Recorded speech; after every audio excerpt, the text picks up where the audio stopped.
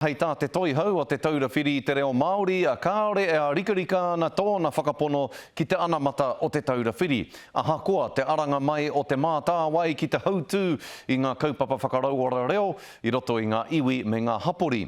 I mua a ahorangi a Rawinia Higgins i te aroaro o te kōmiti whiriwhiri Māori o te whare pāremata i te rānei, kia tahuri ake tātou.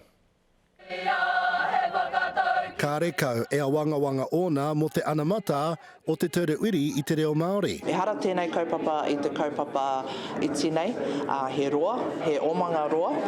Nō reira, ko te mea nui kua pakari haere tēnei omanga roa kia tai tātou ki te apopo me te manako ka puawai anō tō tātou reo. A koa, kei reira te mātāwai e wakarauora ana te reo ki ngā apori kei te maitai ia me te tere whiri Eita Higgins. Kia kaua e noho ko tēnei kaupapa anake ke te whai i tāna ara, ko tēnei anō, i mua i pēra, ko te mea nui me te whainga matua o te whare o te reo Maurora, kia whakakotahi mai, kia tautoko tātou i a tātou. Te Mātāwai is a new entity. It's been there for about 18 months and it's going really well. So I think they're all still finding their way around the te reo Māori space, but I think they complement each other really well.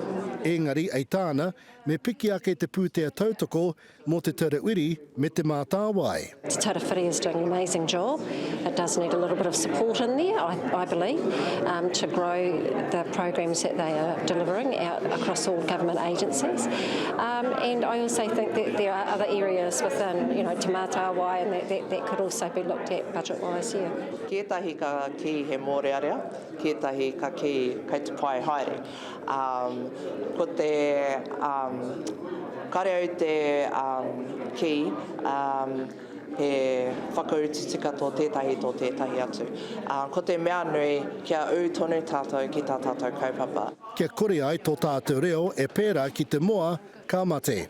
Iruere rerikura te karare.